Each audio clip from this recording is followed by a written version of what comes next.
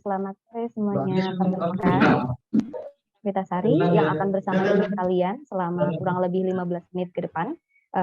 Untuk saat ini, perkembangan dunia ini sangat cepat ya. Apalagi kalau kita berbicara tentang IT. Di bidang IT sendiri saat ini sedang ada teknologi baru yang sedang dibicarakan oleh orang-orang, yaitu 5G. Nah, untuk membahas lebih dari terkait 5G itu, apa saja manfaatnya yang bisa kita dapatkan dari teknologi tersebut, kita bisa ngobrol ini bareng 5 orang narasumber yang udah gabung bersama kita dari generasi milenial. Ada Bang Denny, ada Bang Dery, Bang Danang, Bang Kodri, dan Bang Azizul. Untuk kakak-kakaknya nih, silahkan memperkenalkan diri dulu, nama, asal, status saat ini, dan juga instansi kerja. Silahkan. Dimulai dari siapa ya? Bang Azizul dulu kali ya. Baik, terima kasih atas kesempatannya Mbak Rani. Perkenalkan, nama saya Abdullah Zulsafa. Saya berasal dari kerja kantor pencarian dan pertolongan Mamuju. Jabatan saya operator komunikasi. Mungkin itu aja. Oke, sekarang ke Bang Denny. Dani. Siap. Izin memperkenalkan diri. Assalamualaikum warahmatullahi wabarakatuh. Selamat siang. Om Swastiastu, Namo Buddhaya, salam kebajikan. Izin memperkenalkan diri. Nama saya Dani Ramadan, asal dari Jakarta Barat. Status saat ini single. Instansi kerja dari Direktorat Kesiapsiagaan Basarnas Pusat. Terima kasih. Oke, sekarang Bang Dery. Baik, terima kasih Lani. Izin memperkenalkan diri teman-teman. Nama saya Dewi Gantara Pradana, unit kerja dari Biro Hukum dan Kepegawaian, Jabatan Penata SDM Aparatur. Oke, terima kasih. Oke, sekarang Bang Kodri. Baik, terima kasih Mbak. Perkenalan, nama saya Kodri Hasmi, jabatan operator komunikasi, unit kerja kantor pencarian dan pertolongan. Terima kasih Mbak Rani. Oke, dari Nias ya. Sekarang Bang Danang. Oke Mbak, izin memperkenalkan diri. Nama Danang Ari Prabowo, dari penempatan ya kantor pencarian dan pertolongan Natuna, jabatan perawat terampil. Terima kasih Mbak. Ya, sekian. Oke, sekarang untuk yang pertama ya, aku mau tanya dulu nih sama Kak Dani nih, apa sih 5G itu?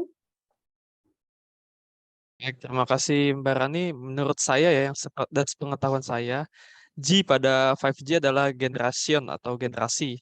5G merupakan generasi kelima dari jaringan seluler. Sebelum ini kalau nggak salah ada 4G, 3G, 2G, dan 1G. Jadi setiap pembaruan G berarti ada standar internasional baru nih, Mbak Rani. Dan saat pembaruan tersebut berlaku di pasar global, generasi sebelumnya perlahan-lahan menjadi usang, seperti 3G yang udah mulai tidak pakai lagi. Karenanya kamu tidak akan pernah mendengar lagi 1G ya, dan mungkin 2G juga udah nggak dengar lah kita, udah lama banget itu zamannya. Meskipun jaringan generasi kedua ini masih digunakan operator di tanah air, gitu menurut saya Mbak Rani. Oke, jadi G di sini itu artinya generasi ya, generasi ya. Oke, saat ini kita sedang memasuki generasi ke tahap kelima ya. Selanjutnya nih, ke Bang Dery nih. Perbedaan antara 4G sama 5G itu apa ya?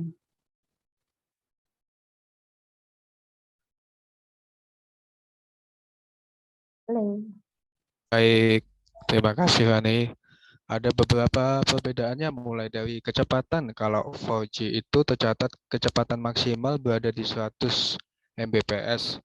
Walaupun pada kenyataannya rata-rata kecepatan di kisaran 35 Mbps.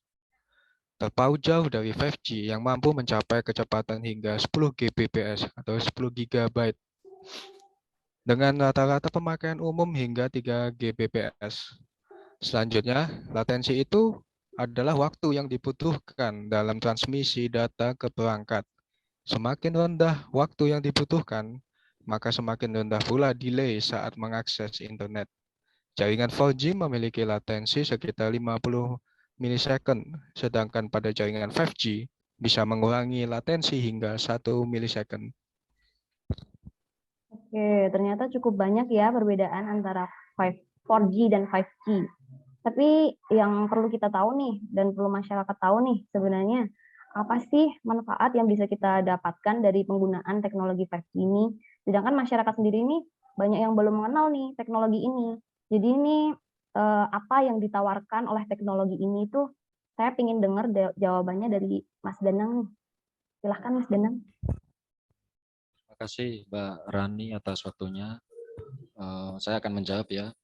Jumlah konsumen makin lama makin banyak. Untuk itu harus ada terobosan teknologi baru. Untuk menjawab kebutuhan mereka, maka hadirlah 5G ini ya. Untuk menjawab itu semua, sebenarnya apa sih manfaatnya?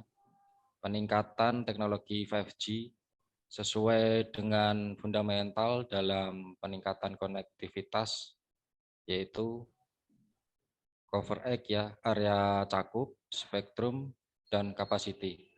Salah satu hal yang paling menentukan dalam kualitas jaringan adalah area cakupan. Semakin jauh area cakupannya, akan semakin bagus. Analoginya seperti air, di mana area yang semakin jauh dari pusat gelombang, maka akan semakin lemah. Lalu untuk spektrum ya, hal ini tidak mudah ditambahkan. Untuk mengatasi hal ini, maka hadirlah teknologi 5G ini, yang bisa mengisi frekuensi yang kosong. Frekuensi ini masih belum digunakan untuk jalur komunikasi, sehingga bisa digunakan jalur baru.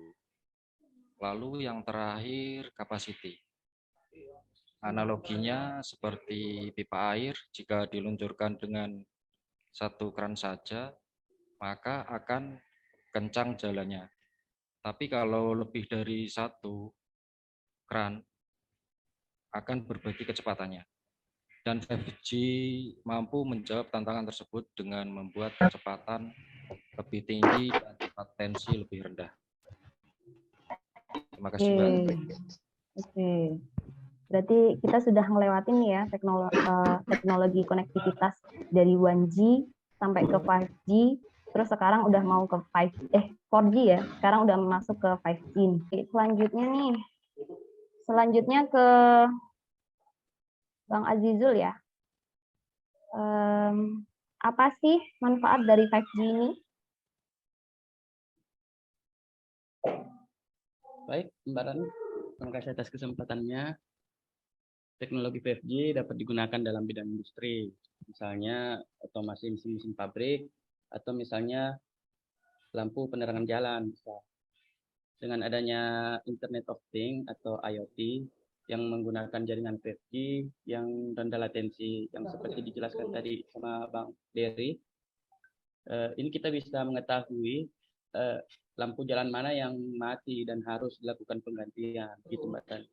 Contoh sederhana lainnya adalah untuk mengecek meteran listrik dengan teknologi 5G dapat dilakukan secara otomatis. Jadi kita nggak usah pergi cek manual ke rumah-rumah pelanggan begitu. Selain itu, teknologi 5G juga dapat digunakan untuk mengembangkan mobil tanpa kemudi alias mobil otomatis seperti Tesla, karena 5G ini rendah latensi dan masih banyak lagi manfaat yang bisa kita ambil dari teknologi. Gitu Mbak Rani. Oke, baik. Makasih ya penjelasannya Kak Azizul. Untuk selanjutnya nih, aku mau tanya sama Kak Dani nih. Di balik berbagai manfaat teknologi 5G, apa ada kelemahan atau kerugiannya? Karena setiap hal itu kan dari sisinya kan pasti ada sisi positif dan sisi negatifnya nih. Sekarang kita lihat ya, sisi negatifnya dari 5G itu apakah ada? Silahkan, Kak Dani. Ya, terima kasih Mbak Rani sudah diberi kesempatan lagi. Pertanyaan yang bagus, Mbak. Untuk dampak dari penggunaan 5G ini ya belum dapat dipastikan secara pasti karena para peneliti itu juga masih banyak yang saling bersilang pendapat terkait efek negatif dari teknologi 5G ini ya Pak, Mbak. Tapi dari data yang saya sudah himpun dari doktersehat.com adalah meningkatkan risiko kanker karena efek radiasi yang dipancarkan oleh transmitter 5G bermuatan 24-90 GHz. Jadi menurut WHO, radiasi dengan kekuatan ini merupakan salah satu penyebab kanker frekuensi. Tersebut juga mendekati frekuensi senjata militer Amerika Serikat yang berkekuatan 95 GHz. Senjata militer seperti itu dapat membuat kulit manusia panas bahkan dari jarak yang jauh, lalu beresiko mengganggu metabolisme tubuh. Masalah radiasi yang mengganggu kesehatan sebenarnya bukan masalah baru, hanya saja pancaran RF yang kuat dari radiasi 5G menyebabkan efek yang lebih banyak. Salah satunya mengganggu metabolisme tubuh. Nah, bahaya radiasi sinyal 5G ini dapat menyebabkan kerusakan jaringan tubuh, mempercepat penuaan dini, gangguan metabolisme, kerusakan otak dan sel, meningkatkan risiko insomnia, dan meningkatkan hormon stres. Kemudian juga bisa mengganggu sinyal komunikasi penerbangan. Otoritas penerbangan sipil Prancis juga udah melarang penggunaan perangkat dengan jaringan 5G dalam pesawat. Hal ini karena 5G dapat memblokir data dari altimeter sehingga pilot akan kesulitan mengetahui berapa ketinggian pesawat saat itu. DGAC atau Direction General de Aeronautical Civil juga meminta pembatasan kekuatan sinyal dari pemancar 5G yang berada di dekat Bandara Utama Prancis karena mengganggu sinyal komunikasi antara menara pengawas dan pilot pesawat untuk mencegah bahaya jaringan 5G. Begitu kira-kira Mbak Rani. Di balik berbagai manfaatnya ternyata ada negatifnya ya. Lalu untuk tipsnya nih, untuk mengatasi dampak negatif tersebut nih, kira-kira nih, di kehidupan sehari-hari ya. Terakhir nih, boleh Mas Danang untuk menyampaikan? Baik, saya akan menjawab tip-tip ya. Jika ingin bebas sama sekali dari pengaruh 5G terhadap tubuh, caranya adalah memakai metode speaker atau menggunakan handfree untuk menjauhkan kepala dari gawai. Hal ini dapat mengurangi paparan radiasi dari ponsel.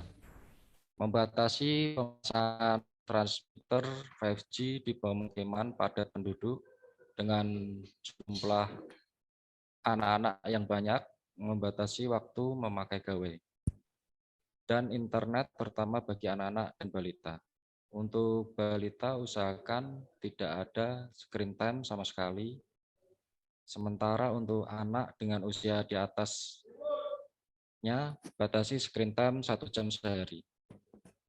Cukup, Mbak Rani. Oke. Untuk Bang Kodri ya, kenapa kita harus pindah ke teknologi 5G?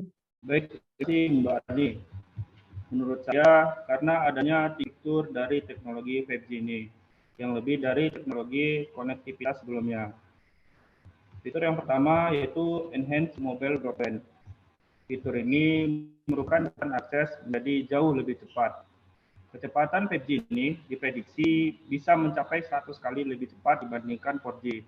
Jadi, para pengguna gadget tidak merasakan pengalaman VR dan augmented reality yang lebih cepat. Selain itu, latensi menjadi semakin kecil sehingga komunikasi antar aplikasi dalam gadget akan lebih cepat. Bahkan pertukaran data bisa terjadi secara real time. Karena kecepatan 5G ini juga sebenarnya akan membuat biaya yang dikeluarkan untuk setiap bitnya menjadi lebih murah. Itu kemudian untuk fitur yang kedua itu ada Mission Critical Communication. Menggunakan teknologi 5G pada berbasis servis seperti medis, membangun dan menjalankan infrastruktur dan transportasi umum menjadi lebih mudah dan lebih dapat diandalkan. Contohnya, untuk pengiriman data pasien dalam ukuran besar, kalau sebelumnya harus memakan waktu yang lama, maka hal yang sebelumnya itu tidak perlu lagi dipusingkan. Data-data yang ukuran besar tadi itu bisa dilihat secara real time oleh para pihak terkait untuk keperluan medis. Terima kasih Mbak Rani.